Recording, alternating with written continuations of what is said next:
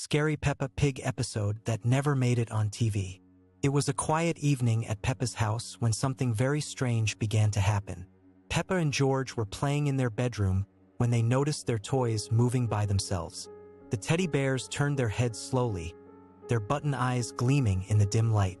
George's favorite dinosaur toy started making sounds it had never made before, low, rumbling growls that seemed to come from somewhere deep and dark.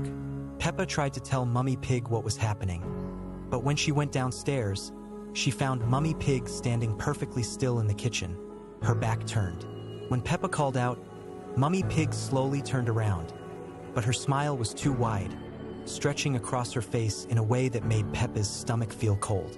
Her eyes were completely black, like deep holes in her head. Daddy Pig was sitting in his chair reading the newspaper, but the newspaper was upside down, and he wasn't blinking, not even once. When Peppa spoke to him, he just kept reading, his lips moving silently as if he was whispering secrets to himself. The television was on, but it was showing the same image over and over, a picture of their house, but all the windows were dark except for one. In that window, a shadow was watching. George started crying, but his tears were black, and when they hit the floor, they made a sizzling sound. The house began to feel different, like it was breathing. The walls seemed to pulse gently, and the floorboards creaked in a rhythm that sounded almost like a heartbeat. All the family photos on the walls had changed in every picture. There was an extra figure standing behind the family, a dark shape that shouldn't have been there. The grandfather clock in the hallway started chiming, but it chimed 13 times instead of 12. With each chime, the lights in the house grew dimmer. Peppa grabbed George's hand and they ran upstairs, but the stairs seemed to go on forever, stretching higher and higher. Behind them, they could hear Mummy and Daddy Pig laughing, but it wasn't their normal laugh. It was hollow and echoing, like it was coming from very far away. When they finally reached their bedroom, they found that all their toys had arranged themselves in a perfect circle on the floor. In the center of the circle was a music box that had never been there before. It was playing a lullaby, but the melody was wrong, twisted and sad. The toys were all facing inward, toward the music box, as if they were watching it very carefully. Peppa and George hugged each other tightly as the music box slowly wound down. When the music finally stopped, everything went completely silent.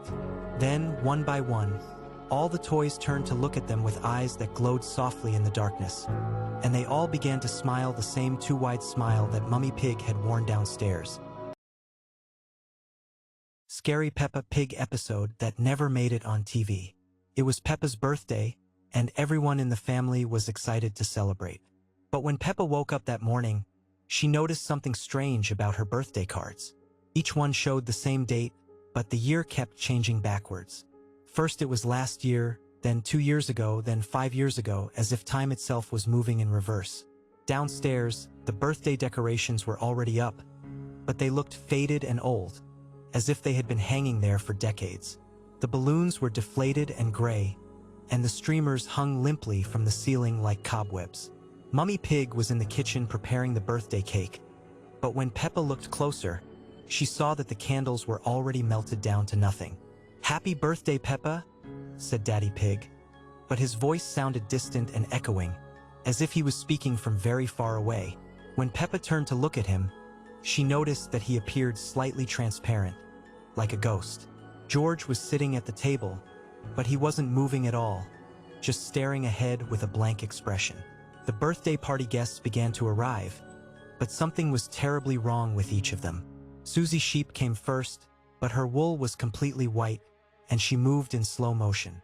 Pedro Pony arrived next, but he was walking backwards, as if the film of his life was being played in reverse. When it came time to blow out the candles, Peppa discovered that no matter how hard she tried, she couldn't make them go out.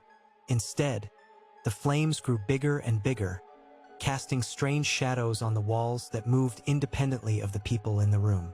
The shadows seemed to be acting out a different party entirely, one where everyone was crying instead of celebrating. As the party continued, Peppa realized that her friends were repeating the same conversations over and over again. "Happy birthday, Peppa," they would say, then pause for exactly 10 seconds, then say it again. Their movements became more and more mechanical, like wind-up toys that were slowly running down. The birthday cake was brought out, but when Peppa looked at it closely, she saw that it was covered in dust and the frosting had turned gray. When Peppa tried to cut the cake, the knife went right through it as if it wasn't really there. The cake was just an illusion, a memory of birthdays past. The guests began to leave one by one, but instead of walking out the door, they simply faded away like morning mist. First Pedro disappeared, then Susie, then all the others until only Peppa and her family remained. But even they were becoming less solid, less real with each passing moment. Peppa ran to the window to look outside, but instead of the familiar garden, she saw an endless gray void. There were no trees, no grass, no sky, just emptiness stretching on forever. She realized that she wasn't in her real house anymore, but trapped in some kind of memory or dream of a birthday that had never actually happened. As the last of the decorations faded away and the room became completely empty, Peppa heard a voice whisper, "Every birthday is the same birthday, Peppa. You can never grow older here." She looked in the mirror and saw that she looked exactly the same as she always had, and she understood that in this place, she would remain forever young, forever celebrating the same birthday that would never end. Scary Peppa Pig episode that never made it on TV. It was a rainy Saturday afternoon when Peppa and George decided to play hide and seek in their house. The storm outside made everything darker than usual, and the wind howled through the trees in their garden.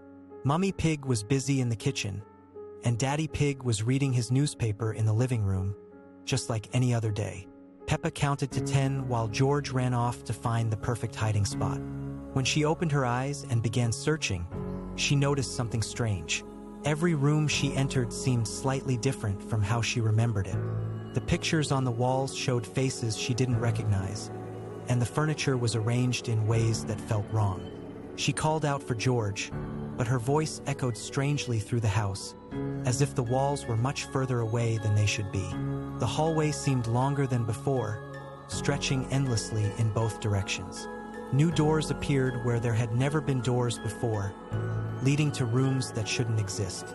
Behind one of these mysterious doors, Peppa found a room filled with toys that looked exactly like hers, but they were all wrong somehow.